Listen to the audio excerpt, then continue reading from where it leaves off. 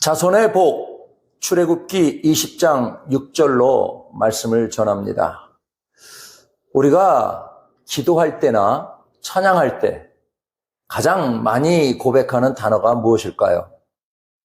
아마도 사랑일 것입니다. 사랑의 하나님, 주님, 사랑합니다 라는 말을 우리는 참 자주 그리고 자연스럽게 사용합니다. 성경 전체를 통틀어 하나님과 우리 인간 사이에 이 사랑이라는 단어가 언제 처음으로 등장했을까요? 하나님이 우리에게 나를 사랑해다오라고 말씀하시며 본격적으로 사랑의 관계를 맺기 시작한 때가 과연 언제일까요? 하나님께서 이스라엘 백성들에게 십계명을 주시던 시내산에서 시작되었습니다. 사실 그 전까지 우리가 느끼는 하나님의 모습은 조금 멀고 엄격하게 느껴졌습니다. 세상을 한 손으로 만드신 전능한 창조주셨고, 죄를 지으면 엄하게 벌을 주시는 무서운 재판관 같은 모습이 더 강했습니다. 인간은 그저 하나님의 명령에 절대적으로 복종해야만 하는 존재처럼 보였습니다. 하지만 시내산에서 계명을 주실 때 하나님은 이전과는 전혀 다른 말씀을 우리에게 들려주십니다. 출애굽기 20장 6절을 보면 나를 사랑하고 내 계명을 지키는 자에게는 1000대까지 은혜를 베푸느니라고 말씀하십니다.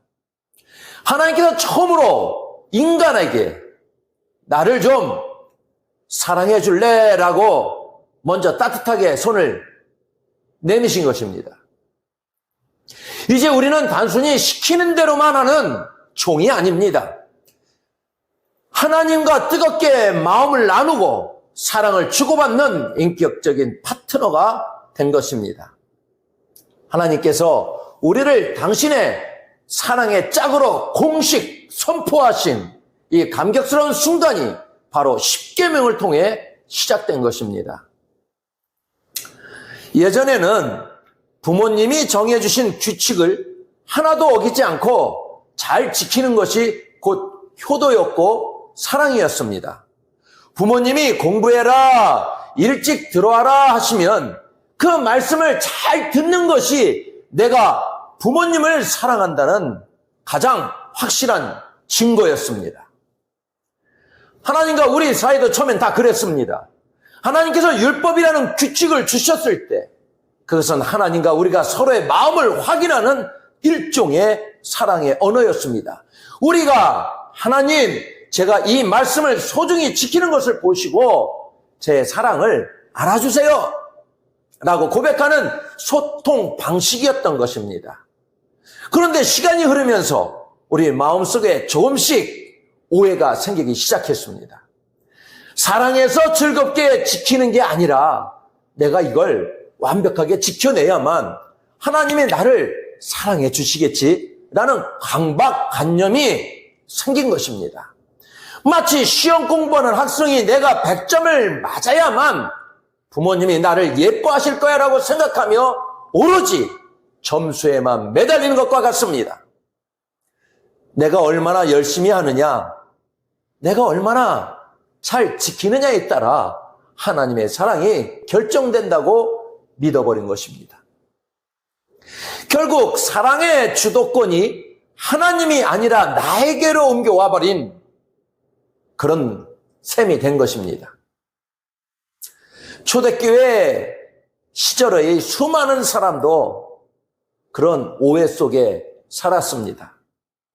예수님을 믿으면서도 마음 한구석에는 그래도 율법을 철저히 지켜야 하나님께 인정받을 수 있어라는 생각이 뿌리 깊게 박혀 있었습니다. 하나님과 나누던 따뜻한 사랑의 관계가 어느덧 내가 이만큼 했으니 나를 인정해 주세요라는 차가운 거래처럼 변질되어 버린 것입니다. 하지만 하나님이 우리에게 정말 원하시는 것은 그런 모습이 아니었습니다. 하나님은 우리가 규칙이라는 틀에 갇혀 쩔쩔매는 것이 아니라 그 규칙 속에 담긴 하나님의 진심 어린 사랑을 발견하기를 원하셨습니다. 하나님은 우리가 무거운 짐을 지길 바라신 게 아니라 그분의 사랑 안에서 진정한 자유를 누리길 원하셨던 것입니다. 요한복음 3장 16절을 보면 하나님이 세상을 이처럼 사랑하사 독생자를 주셨으니라고 말씀하십니다. 여러분, 이 말씀에 어떤 조건이 붙어 있나요? 너희가 착한 일을 70점 이상 했으니까 사랑해 줄게 라거나 너희가 계명을 다 지켰으니 아들을 보내주마 하는 조건이 단 하나라도 있습니까?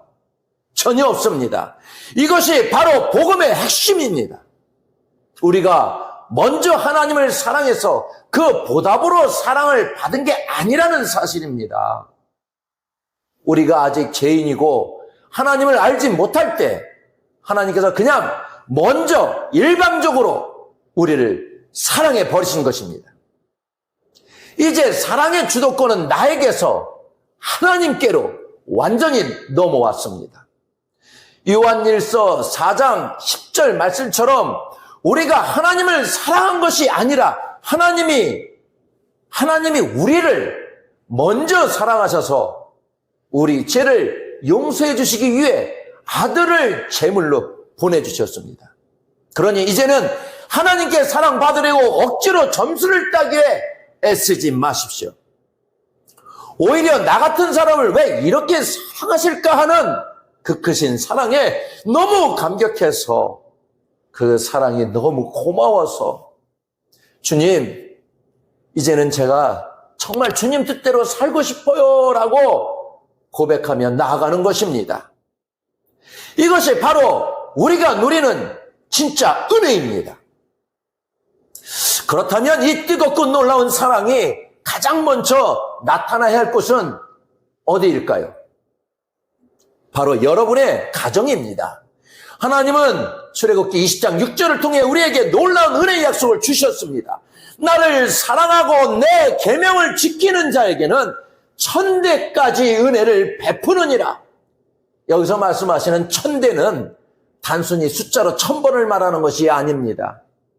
이것은 하나님의 사랑이 중간에 절대 끊어지지 않고 영원토록 여러분의 가족의 가문에 흐르게 하겠다는 하나님의 뜨거운 약속이자 다짐입니다. 내가 내 사랑 안에 머물면 내가 내 자녀와 그 후손들까지 끝까지 책임질게 라고 말씀하시는 하나님의 강력한 선언입니다. 우리는 부모로서 자녀들에게 무엇을 물려주려고 그토록 애를 쓰며 살아갑니까? 좋은 학벌, 남부럽지 않은 재산, 높은 사회적 지위. 물론 부모된 입장에서 그것들이 참 귀해 보일 수 있습니다. 하지만 그것들이 우리 자녀의 영혼을 지켜줄 수 있을까요? 그 물질과 명예가 자녀의 앞길에 닥칠 거센 고난과 풍랑을 막아줄 수 있을까요? 진정으로 좋은 부모, 지혜로운 조상은 아브라함처럼 신앙의 선구자가 되어야 합니다. 부모가 땀 흘려 닦아놓은 기도의 길, 그 신앙의 유산이야말로 자녀의 미래를 밝히는 가장 확실한 방법입니다. 성경 속 디모데의 할머니 로이스와 어머니 유니게가 자녀에게 물려준 것은 금은 보화가 아니라 거짓 없는 믿음이었습니다. 자녀를 내 소유가 아닌 언약의 자손으로 인정하고 하나님 손에 온전히 맡길 때 하나님은 그 자녀를 이 시대를 깨우는 인물로 키워내십니다. 한나가 아들 사무엘을 젖대자마자 하나님께 내어드렸을 때 사무엘은 이스라엘 전체를 살리는 위대한 선지자가 되었습니다. 우리 자녀를 세상 가치관에 휘둘리는 물질의 자녀가 아니라 하나님의 약속 위에 세우는 언약의 자손으로 키워야 합니다. 그때 하나님의 축복은 천대를 이어 흐르게 됩니다. 어느 한 어머니가 어린 아들을 두고 세상을 떠나게 되었습니다.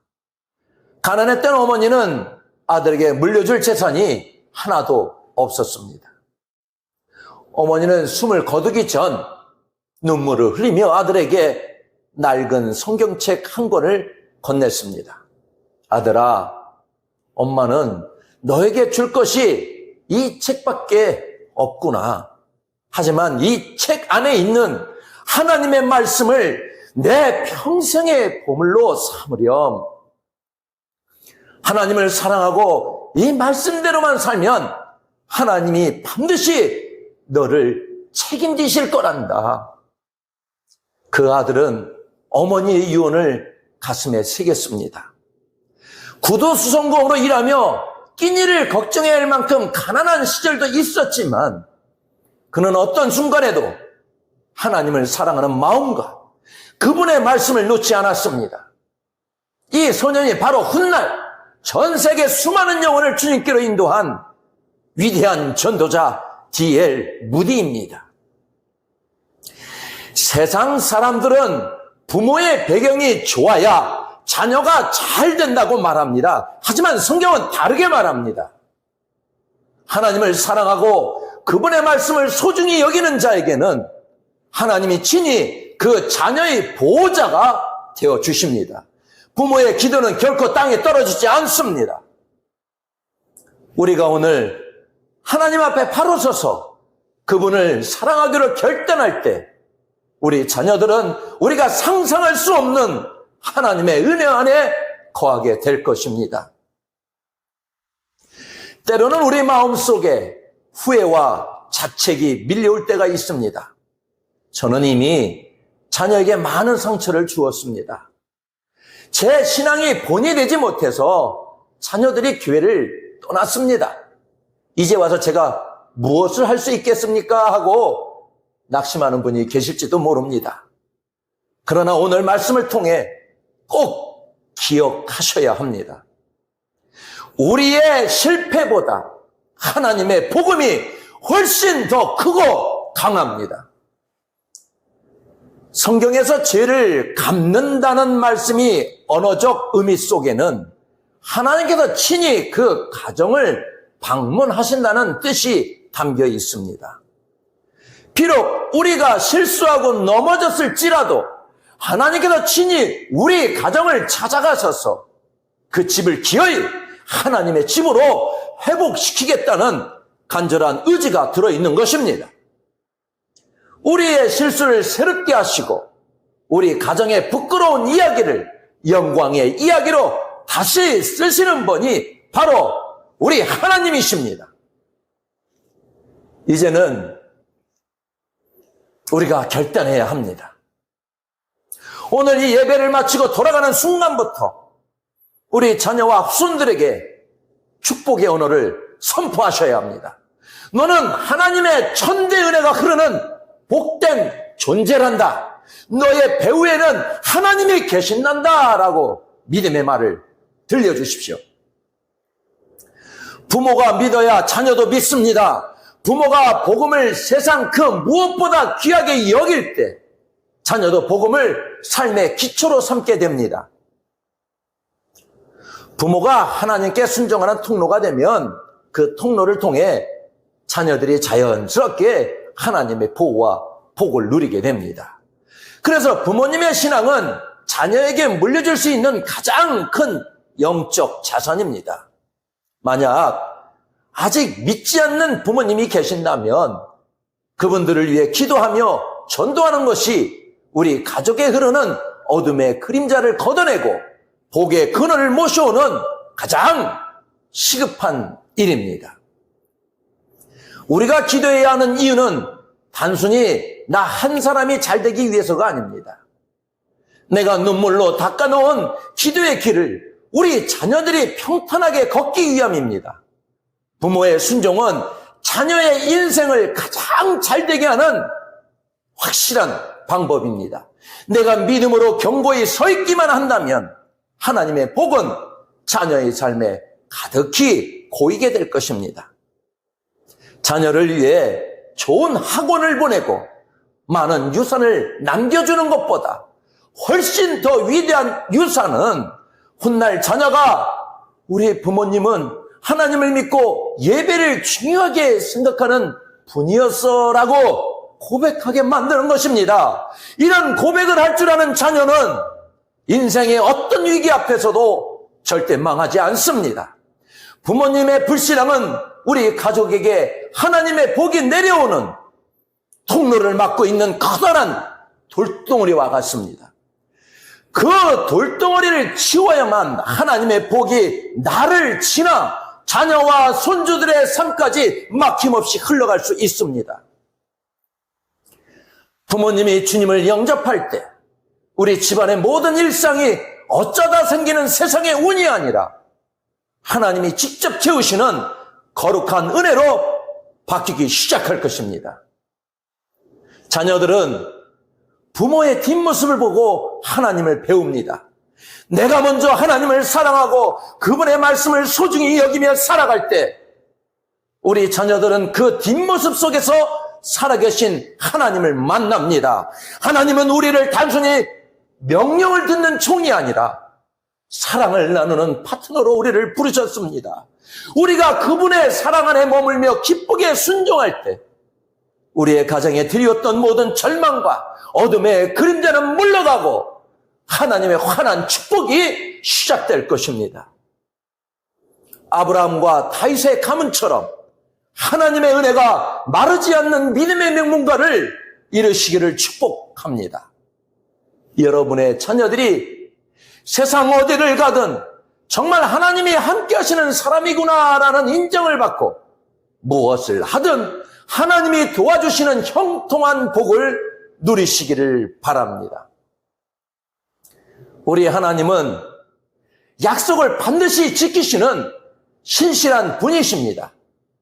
나 한 사람의 믿음으로 시작된 이 천대의 복이 여러분의 자녀와 후손들에게 대물림 되기를 간절히 바랍니다. 여러분 모두가 가문을 살리고 복을 흘려보내는 위대한 믿음의 조상이 되시기를 주님의 이름으로 간절히 축원합니다. 기도하겠습니다.